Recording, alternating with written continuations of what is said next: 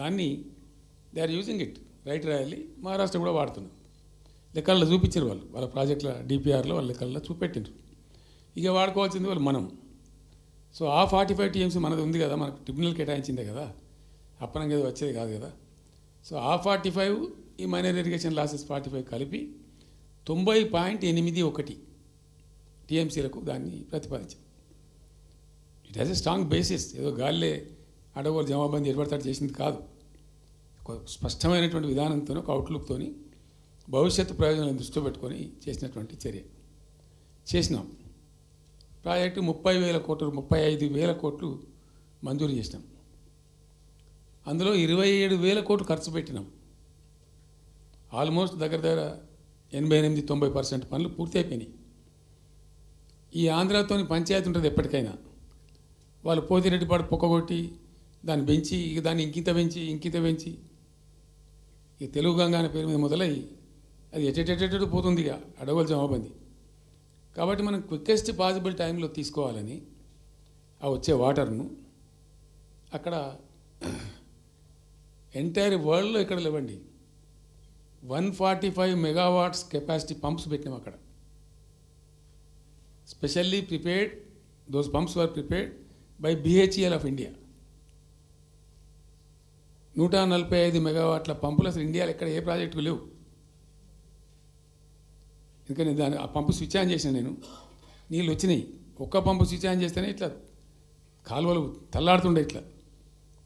అంటే ఆ గొడవ ఉంది కాబట్టి వాళ్ళు పోతిరెడ్డి పడి పక్క నుంచి వాళ్ళు తీసుకుపోతూ ఉంటారు. ఆ వర్షాలు వచ్చినప్పుడే మనం తీసుకోవాలి, ఇంకో గత్యంతరం లేదు. కాబట్టి క్విక్కెస్ట్ పాసిబుల్ టైంలో ఈ రిజర్వాయర్లు నింపుకుంటే మనం సేఫ్ అయిపోతాము, జిల్లా కాడికి కొంత న్యాయం జరుగుతుందని చెప్పి ఆ 145 మెగావాట్స్ కెపాసిటీ ఉండే పంప్స్ పెట్టినాం. ఇప్పుడు పంప్స్ అన్నీ ఆల్మోస్ట్ ఇన్స్టాల్ అయినాయి. మరి ఈ గవర్నమెంట్లో వీళ్ళు ఏం పట్టించుకుంటలేరు, అసలు ఏం చేస్తలేరు.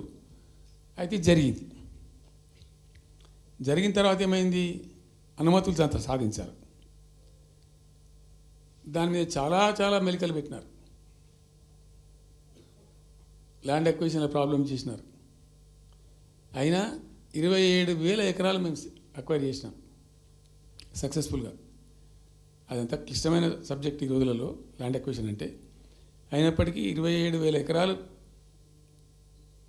అక్వైర్ చేసినాం. 27,000 కోట్లు ఖర్చు పెట్టినాం. అంత కాన్సన్ట్రేట్ చేసినాం. గ్రీన్ ట్రిబ్యునల్కి పోయినారు, ఆ స్టేని క్యాన్సిల్ చేయించినాం. అనేక రకాల అడ్డంకులు కల్పించే ప్రయత్నాలు ఎన్ని చేసినా వాటన్నిటిని అధిగమిస్తూ ఆ ప్రాజెక్టును ముందుకు తీసుకొని పోయినాం. అయితే ఈ పంపులన్నీ ఇన్స్టాలేషన్ అయిపోతుంది, బ్రహ్మాండంగా ఉంది. సరే, ఇంతగా అది మా గవర్నమెంట్ మారింది. సహజం, రాజకీయాల్లో గెలుపులు ఉంటాయి, ఓటములు ఉంటాయి, ప్రభుత్వాల మార్పిళ్ళు ఉంటాయి, జరుగుతాయి.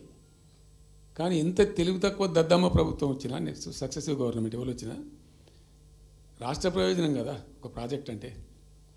ప్రజలకు నీళ్ళు వచ్చేది కదా, ప్రజలు బ్రతికేది కదా, దాన్ని కొనసాగిస్తారు. ఇప్పుడు ఒక్క తట్టెడు మట్టి కూడా తీయలేదండి.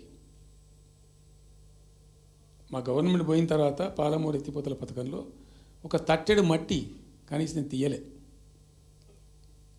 మరి దాన్ని ఎందుకు అబాండన్ చేసినరో, దాని వెనక ఏం ఉద్దేశం ఉందో, ఇంత నిష్క్రియాపరత్వం ఏంది, ఇంత దారుణమైంది. 2 నెట్ సంవత్సరాలు గడిచిపోయినాయి. ఇప్పుడు మేము గమనిస్తున్నాం. మధ్యలో ఏమైంది, కేంద్ర ప్రభుత్వంతో తమాషా. బీజేపీ మొదటి నుంచి మాకు తెలంగాణకు శని అయింది. అది కేంద్ర ప్రభుత్వం ప్రతిదాన్ని వ్యతిరేకించడమే. ప్రతిదానిగా చంద్రబాబు ఎన్డీఏలో చేరడం, ఆయన మాటలు పట్టుకొని వ్యతిరేకించడం, అడ్డంగా ఇష్టం వచ్చిన పద్ధతిలో. మేము బాగా కొట్టాను. మేము ఉన్న రోజులు అనేకమైనటువంటి పోరాటాలు చేసి దాన్ని ఎప్పటికప్పుడు సాధించుకున్నాం. అనుమతులు కానీ ఇంకోటి కానీ మొత్తం 9-10 అవసరం పడతాయి. అందులో 6 అనుమతులు ఆల్రెడీ వచ్చేసినాయి. Main environmental impact, environment assessment కమిటీది అదే మెయిన్ అసలు ప్రాజెక్టుకు లైఫ్ లైన్. దాని మొత్తం అనుమతులు వచ్చేసినాయి. దాని తర్వాత మిగిలిన అనుమతులన్నీ లాంఛనమే, ఇక ఇచ్చేయాల్సిందే. అది ఇచ్చిందంటే అటువంటి అతి ముఖ్యమైనటువంటి అనుమతి కూడా తెచ్చినాం. అన్నీ అన్నీ వచ్చిన తర్వాత కేంద్ర ప్రభుత్వం మొన్న చంద్రబాబు నాయుడు ఎంపీలు అవసరం ఉంది కదా అక్కడ వాళ్ళకు. ఇప్పుడు ఇద్దరు ఎంపీలు అవసరం కదా, నితీష్ కుమార్, చంద్రబాబు నాయుడు. దానికోసం బీజేపీ ఎంతకైనా దిగజారుతుంది. ఆడ ప్రభుత్వం నిలబెట్టుకోవాలి కాబట్టి ఎంతకైనా దిగజారి ఆయన మాట పట్టుకొని డిపిఆర్ను వాపసు పంపించారండి. మేము ఉన్న రోజులు రాలే డిపిఆర్ వాపసు, అనుమతులు తెచ్చిన ఉంటాం మేము. ఇంకా డిపిఆర్ వాపసు వస్తే భూమి ఆకాశం ఒకటి చేయాలా రాష్ట్ర ప్రభుత్వం? ఎంత లొల్లి చేయాలా, ఎంత హడావుడి చేయాలా? ఆల్ పార్టీ డెలిగేషన్ తీసుకుపోవాలి. అవసరం వస్తే మేము వడ్లు కొనకపోతే పోయి ఢిల్లీలో ధర్నా చేసినామండి. మేము అప్పుడు మా గవర్నమెంట్ ఉన్నప్పుడు రైతులు పండించిన పంట కొనకపోతే యావత్తు ఎమ్మెల్యేలు క్యాబినెట్ అందరం పోయి ఢిల్లీలో ధర్నా చేసి కేంద్ర ప్రభుత్వం మెడలు వంచినాం. మేము 80 లక్షల టన్నులు మనం తీసుకుంటామనేటువంటి ఒప్పందం మీద సంతకం చేయించుకొని వచ్చినాం. వడ్లు కొనిపించినాం ఎఫ్సిఐతోని. మామూలు వడ్లు కొనకపోతేనే మేము అంతా అడావుడు చేసిపోయినాము. కానీ ఒక ఇంత పెద్ద ప్రధానమైన 3 జిల్లాలకు సంబంధించిన ప్రాజెక్టు డిపిఆర్ వాపసు పంపిస్తే వీళ్ళు కుయ్యలేదు, కుట్టుకోలేదు, వాళ్ళకి చెప్పని కూడా చెప్పలేదు. తెలియదు ఎవరికి బయట. జస్ట్ దేవర్ ఇంకా బాధాకరమైన అంశం ఏంటంటే అసలు 170 టీఎంసీలకు దాదాపు మేము ఏమి చేస్తే బ్రిజేష్ ట్రిబ్యునల్ నడుస్తుంది కదా. దీనిలో ఎట్లుంటుందంటే ఇంకో విషయం అండి, నేను స్పష్టంగా చెప్తున్నాను, మళ్ళీ కన్ఫ్యూజన్ అవుతుంది. దేశంలో ఒక కొత్త రాష్ట్రం ఏర్పడితే దానికి కొన్ని సంక్రమణలు ఉంటాయి. నీళ్ళెన్ని రావాలి, బలాన్ని ఎంత రావాలి, ఫలాన్ని ఎంత రావాలి అని కొన్ని సంక్రమిస్తాయి ఆటోమేటిక్గా. అది ఎస్ఆర్సీ యాక్ట్. భారతదేశంలో ఇనీషియల్గా ఉన్నాయి 14 స్టేట్సే. ఇప్పుడు జమ్మూ కాశ్మీర్ అదేదో వాళ్ళు చేసినారు, కానీ అదర్వైజ్ 15 రాష్ట్రాల తర్వాత ఏర్పడ్డాయి. వాళ్ళు దాన్ని ఇప్పుడు యూనియన్ టెరిటరీ చేసింది కదా లద్దాఖ్ను. 15 అంటే ఒరిజినల్గా ఉన్నదానికంటే ఇంకో రాష్ట్రం ఎక్కువ కలిపి కొత్త రాష్ట్రాలు వచ్చినాయి. సో వాటికి ఒక పద్ధతి ఉంది. ఏ రాష్ట్రం ఏర్పడ్డప్పుడు దానికి ఏదేమి ఇవ్వాలి, హైకోర్టు ఎట్లా, పలాంది ఎట్లా అన్నీ దానికి ఒక చట్టం ఉంది. అవన్నిటిని బుల్డోజ్ చేస్తూ ఇక్కడ ఇయ్యలే.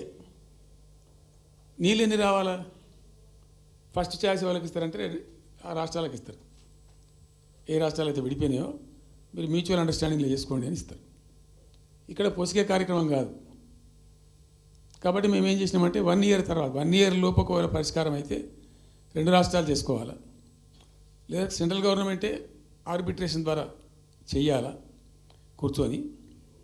చేయనప్పుడు ఏం చేయాలంటే సుప్రీంకోర్టు పోవాలి. మేము 1 ఇయర్ తర్వాత కేంద్ర ప్రభుత్వానికి అప్పీల్ చేసినాం. సెక్షన్ 3 వేయండి, మాకు కృష్ణా జలాల పునఃపంపిణీ చేయండి. చేస్తే దాన్ని వాళ్ళు ఖాతరు చేయాలి. మేము సుప్రీంకోర్టుకు పోయినాం. సుప్రీంకోర్టు కోపానికి వచ్చింది కేంద్ర ప్రభుత్వం మీద కూడా. ఒక రాష్ట్రం అంటూ ఏర్పడ్డప్పుడు యాక్ట్ ప్రకారం, పార్లమెంట్ యాక్ట్ ప్రకారం వాళ్ళకి రావాల్సిన అన్నీ రావాలి కదా. మరి ఇది కూడా వాళ్ళకి ఏదో తేల్చండి, మీరు తెలుస్తారా లేదంటే అప్పుడు ఆ మంత్రి, ఆయన పేరు షెకావత్ ఉండే కదా, గజేంద్ర సింగ్ షెకావత్, నేను ఢిల్లీ పోయినప్పుడు నన్ను రిక్వెస్ట్ చేసిన ఆయన, భాయ్ సాబ్ మాకు కూడా ఇబ్బంది అవుతుంది, మీరు అది విత్డ్రా చేసుకోండి సుప్రీంకోర్టులో కేసు, మేము సెక్షన్ 3 చేస్తామండి. అప్పటికే 2-3 ఏళ్ళు గడిచిపోయింది, డిలే అవుతా ఉన్నది. నేను పోయినప్పుడు అడుగుతున్నా, పర్సూ చేస్తున్నా, మాట్లాడుతున్నాం, ప్రైమ్ మినిస్టర్ లెటర్స్ ఇచ్చినాం, అన్నీ చేస్తున్నాం. ఫైనల్గా సుప్రీంకోర్టు చివాట్లు పెట్టిన తర్వాత వాళ్ళు ఉండి మీరు విత్డ్రా చేసుకుంటే దయచేసి మేము ఇట్లా సుప్రీంకోర్టు ఆర్డర్ ఇస్తుందని తెలిసిపోయింది వాళ్ళకు కూడా. ఆటోమేటిక్ ఇస్తుంది కదా కోర్టు ఆర్డర్, న్యాయప్రదంగా రావాల్సింది ఇస్తుంది. కాబట్టి ఎట్లా తప్పేటట్లేదు ఇక కోర్టు ఆర్డర్ ఎందుకని చెప్పి మీరు విత్డ్రా చేసుకోండి భాయ్ సాబ్, మేము ఇచ్చేస్తాం. మంచిగా విత్డ్రా చేసి మళ్ళీ లెటర్ పెట్టినాం. మీరు చెప్పిన ప్రకారం విత్డ్రా చేసుకున్నామండి అంటే లెటర్ పెట్టండి అంటే పెట్టినాం. అది ప్రాసెస్లో ఉంది సెక్షన్ 3 వేయడానికి. చివరికి వేసారు. ఇప్పుడు సెక్షన్ 3 వేసారు. దాని నుంచి బ్రిజేష్ ట్రిబ్యునల్ అపాయింట్మెంట్ కూడా అయిపోయింది. ఇప్పుడు వాదనలు జరుగుతున్నాయి, మాకేం రావాలి, మీకేం రావాలి, తెలంగాణ రాష్ట్రం, ఆంధ్ర రాష్ట్రం మాట్లాడుతూ ఉన్నారు. సో ద క్వశ్చన్ ఏంది, అక్కడ ఉంది, ఇప్పుడు తేలుతుంది. మా ఉద్దేశం ఏంది, 90 టీఎంసీలు అయితే మాకున్నాయి నికరం, మాకు ఎవరు ఇచ్చేది ఏం లేదు, ఎవరు అడుక్కునేది ఏం లేదు. అడిషనల్ ఇంకో 60-70 టీఎంసీ, ఇంకో 70-80 టీఎంసీ కావాలంటే ఎట్లా అంటే ఈ ట్రిబ్యునల్లో వచ్చేటువంటి అధిక వాటా ఏదైతే మనకు ఉంటుందో ఇందులో ఒక గుడ్ సైన్ అని ఈయన బ్రిజేష్ ట్రిబ్యునల్ ఏం చేసిండు, వచ్చిన తర్వాత ఆయన ఒకటి చేసిండు.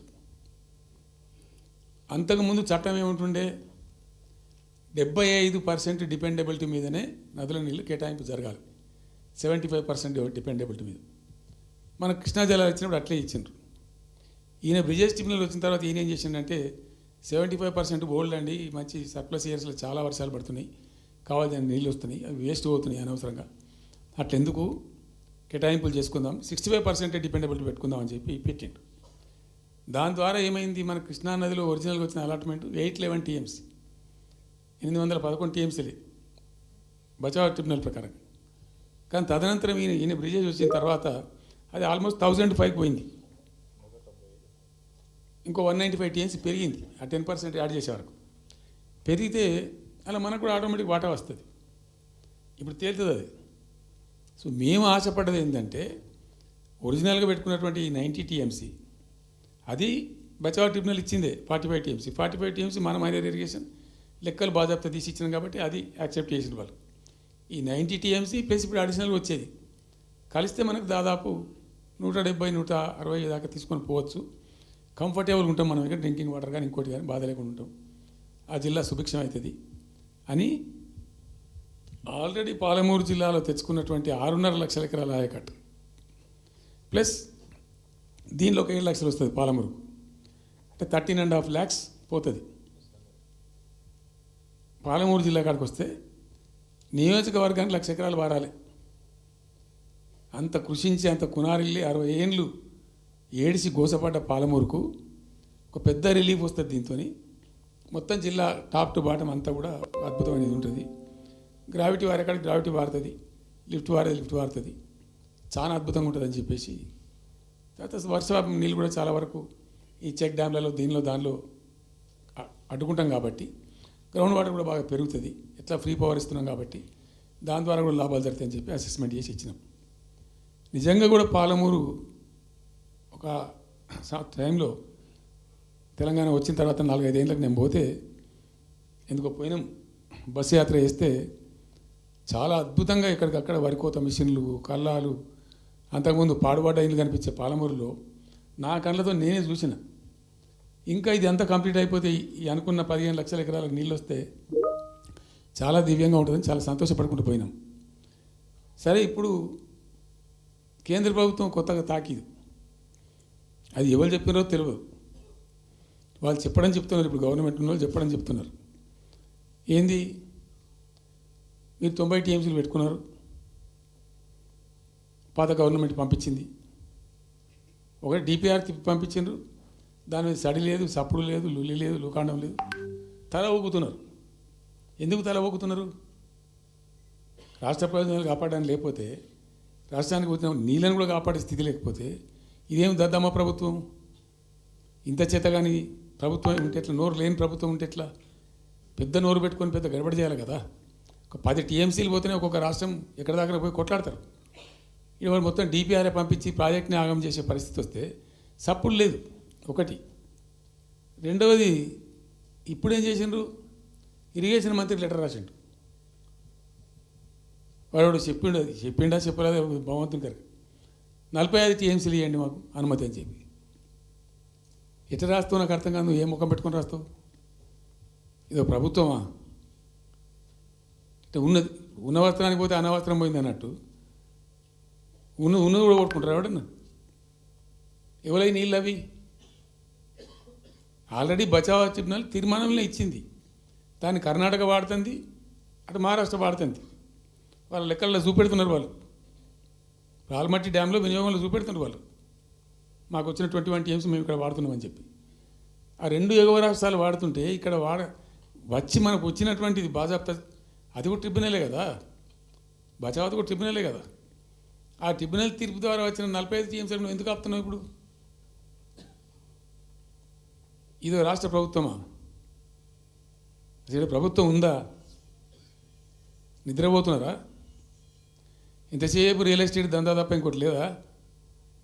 ఇల్టు భూములు ఎట్లా అమ్ముదాం, పల్టు భూములు ఎట్లా అమ్ముదాం, ఆ భూములు ఎట్లా దెబ్బ పెడదాం, ఇంత కమిషన్ కొడదాం, ఇది తప్ప రాష్ట్ర ప్రయోజనాలు, నీళ్లు, రైతులు, మనుషులు లేరా? ప్రాజెక్టులు ఎందుకు 2 నెలల నుంచి ₹1 పెట్టలే? ఎందుకు ఒక తట్టడి మట్టి తీయలే? ఎవరు నిరోధించింది మిమ్మల్ని? ఎవరు అడ్డుపడ్డారు మీకు? ఎవరు కట్టేసారు మీ కాళ్ళను? అటు పైసా పనిచేయరు, నిష్క్రియాపరత్వంగా ఉంటారు. ఈ డిపిఆర్ పంపిస్తే సపోర్ట్ చేయరు. ఇలా చివరికి 45 టీఎంసీ అని రాస్తారు. అంటే ఏం కాబోతుంది? ఎవరో ఒత్తిడి ఉంది దీని వెనుక? ఏం కుట్ర దాగుంది ఇది? 2 ఏళ్ళ నుంచి నేను మౌనం పాటించి చూసుకుంటూ వస్తున్నాం. తప్పని పరిస్థితి నేను బయలుదేరినప్పుడు ఇది తప్పదు. అటు కేంద్రాన్ని ఎక్స్పోజ్ చేస్తాం, ఇటు రాష్ట్రాన్ని ఎండగడతాం ప్రజల మధ్యలో ఖచ్చితంగా. ఇలా మొత్తం విస్తారంగా మాట్లాడినాం, చర్చించినాం, చాలా పెద్ద ప్రజా ఉద్యమానికి శ్రీకారం చుడతాం. కంపల్సరీ పాలమూరు, రంగారెడ్డి, నల్లగొండ జిల్లాలలో గ్రామాన దానికి పోస్టర్ డిజైన్ అవుతుంది, కరపత్రం డిజైన్ అవుతుంది, ప్రజా ఉద్యమాలు చేస్తాం, పెద్ద బహిరంగ సభలు పెడతాం. నేను స్వయంగా అటెండ్ అవుతున్న బహిరంగ సభలకు. ప్రజాక్షేత్రంలో ఈ ప్రభుత్వం యొక్క నిష్క్రియ పరత్వాన్ని ఎండగడతాం. ఇప్పుడు వాయిస్ అయితే తెలంగాణకు, మరి తెలంగాణకు ఉన్న ప్రభుత్వం మాట్లాడకపోతే ఇంకెవరు మాట్లాడాలా? మాకు రెండు బాధ్యతల్ని, ఒకటి తెలంగాణ తెచ్చిన పార్టీగా, రెండవది ప్రధాన ప్రతిపక్షంగా కూడా కంపల్సరీ మా డ్యూటీ మేము చేయాలి. అందుకోసం గాను వీళ్ళు ఏదో తమాషకు మేము అదొకటి ఇదొకటి అడ్డం పొడుగు మాట్లాడి, కిరికిరి మాటలు మాట్లాడి, ఈ కారు కూతలు కూసి ఏదో చేస్తామనుకుంటే నడవదిగా. ఈ ఏళ్ళ దాకా వేరే కథ, రేపటి నుంచి వేరే తోలు తీస్తాం ఎక్కడికక్కడ. ప్రజలు ఖచ్చితంగా ఎక్కడికక్కడ నిలబెట్టే ప్రయత్నం చేస్తాం, అడుగున చెక్ చేస్తాం, ప్రతి విషయంలో చెక్ చేస్తాం. Sufficient time we have given. మేము తొందరపడి మేము ఎందుకు కన్నెర్రి అయ్యి మా ప్రభుత్వం పోయింది వీళ్ళు వచ్చింది అనేటువంటి ఒక పిచ్చి అయ్యి అట్లా మేము చేయలే, అటువంటి వాడికి పోలే.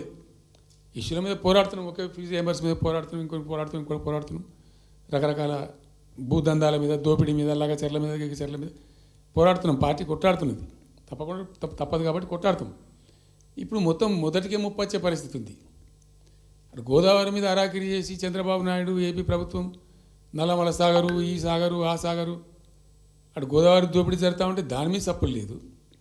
ఇటు కృష్ణలో ఇంత ఘోరంగా పాలమూరు ఎత్తిపోతల మీద దీని మీద సప్పులు లేదు. మరి ఎవరి ప్రయోజనాల కోసం ఉన్నట్టు రాష్ట్ర ప్రభుత్వం? ఏం చేయడానికి ఉన్నట్టు? ఏం జరుగుతున్నట్టు ఈ రాష్ట్రంలో? కాబట్టి ఎట్టి పరిస్థితుల్లో నేనే స్వయంగా రంగంలో దిగాలనుకున్నా, దిగినం. ఈరోజు డిసిషన్ అయిపోయింది. 2-3 రోజులలో, 2-3-4 రోజులలో, రాబోయే 3-4 డేస్లో ఆయా జిల్లాల నాయకులతో సమావేశమై ఖచ్చితంగా చాలా పెద్ద ఎత్తున అక్కడ గ్రామానికి డప్పు కొడతాం, మొత్తం సభలు పెడతాం, కవులు, గాయకులు, కళాకారులు అందరినీ తట్టి లేపుతాం. మీ పత్రికా విలేకరులను కూడా రిక్వెస్ట్ చేస్తాం, అక్కడ జరిగే అన్యాయాన్ని, ప్రజలకు జరిగేటువంటి అన్యాయాన్ని, ఈ జలదోపిని అరికట్టాలని, ఈ కేంద్ర ప్రభుత్వం అవలంబిస్తున్న విధానాన్ని కూడా తప్పకుండా చేస్తాం. ఇన్ని రోజులు ఒక రకంగా పోయినాం, కానీ ఇక తప్పేటట్లేదు. ఇప్పుడు ఎవరితోనైనా సరే కొట్లాడతాం, తెలంగాణ కోసం భయపడం, యాందాకాయన పోతాం, ఈ కొండ మీద గోపైనా సరే కొట్లాడతాం, తప్ప ఇడిచిపెట్టాం. ఇక్కడ ఏమి ముఖాలు చూసేది కానీ ఇంకోటి కానీ నైసిటీస్ ఏమి లేవు. There is no nicety at all. We'll fight, డెఫినెట్గా ఫైట్ చేస్తాం. ఎందుకంటే రక్షించుకోవాలి, రాష్ట్రం యొక్క హక్కులు రక్షించుకోవాలి, నీళ్ళు రక్షించుకోవాలి, రాష్ట్ర ప్రజల ప్రయోజనాలు రక్షించుకోవాలి.